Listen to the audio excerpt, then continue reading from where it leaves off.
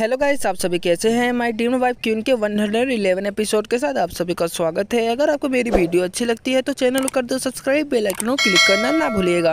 हम सभी ने पिछले एपिसोड के एंडिंग में देखा था कि रीजन जैसे जियांग पर हमला करता है, जियांग अपनी पावर को रिलीज करते हुए रीजन को अपने से दूर कर देता है और जियांग डीमन किंग परमाणु कवच को पहनते हुए कहता है कि मुझे पता था कि ऐसा मौका जरूर आएगा, इसलिए मैंने ये कवच को बनाया था। यह कवच बाकियों से बहुत ही ज्यादा बेहतर है। जियांग इजाबेला से कहता है कि मेरी पत्नी, तुम यहाँ से चली जाओ और तुम सभी को लड़ाई करने के लिए लीड करो, इसको मुझ पर छोड़ दो। इजाबेला जियांग की तरफ देखते हुए कहती है कि ठीक है जियांग, मैं यहाँ से जा रही हूँ, मैं तुम पर बहुत ही ज्यादा विश्वास करती हूँ, लेकिन आपने केवल दानव राजा की शक्तियों को महारत हासिल की है, इसलिए आप सावधान रहना। इजाबेला ये सभी बातें कहने के बाद इजाबेला वहाँ से चली जाती है। रीजेंट जियांग की तरफ देखते हुए कहता है कि तुम जैसे शक्तिशाली शत्रु के सामने यह राजा तुम पर बिल्कुल भी दया नहीं करेगा। तुम्हें लगता है कि तुम मुझे हरा सकते हो तो यह तुम्हारी सबसे बड़ी गलतफहमी होगी। जियांग रीजेंट के सामने हमला करने की पोजीशन में आते हुए कहता है कि चलो तुम्हारी ताकत तो मुझे देखने दो, क्या तुम इस लेजर से बच पाते हो कि नहीं। जियांग जैसे ही बातें कहने के बाद जियांग अपनी लेजर से रीजन की तरफ हमला कर देता है। रीजन की तरफ उस लेजर का हमला जा ही रहा होता है। रीजन काफी ज्यादा सीरियस होते हुए अपने आसपास स्टैंडिंग डिवाइस ब्लू नामक एक शील्ड बना लेता है।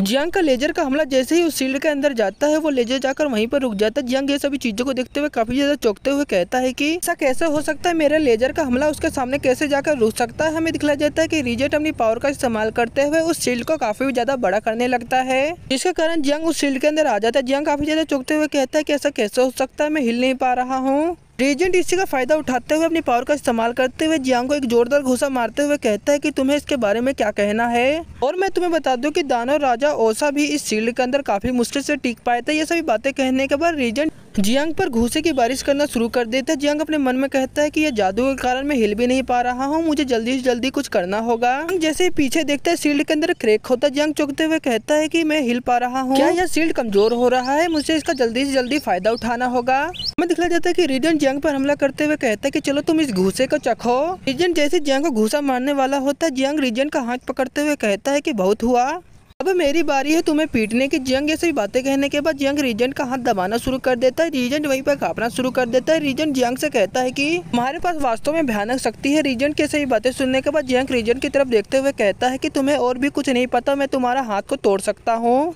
जियांग ये सभी बातें कहने के बाद जियांग अपने मन में सोचते हुए कहता है कि परमाणु ऊर्जा को चलाने के लिए शैतान की शक्ति का इस्तेमाल करना और इन दोनों को परिवर्तन करना, ये काफी ज्यादा अद्भुत है।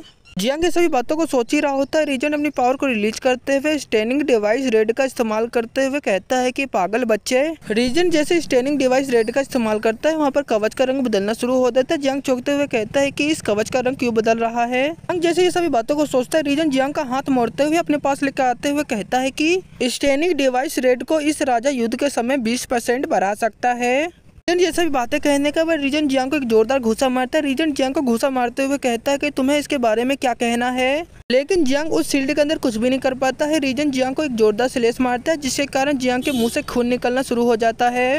रीजेंट काफी रफ्तार में जियांग को घूसे की बारिश करना शुरू हो जाता है। हमें दिखला जाता है कि जैसे ही जियांग शील्ड के पास आता है, वहाँ पर शील्ड में एक दरार होती है। जियांग चौंकते हुए कहता है कि यही कमजोरी है।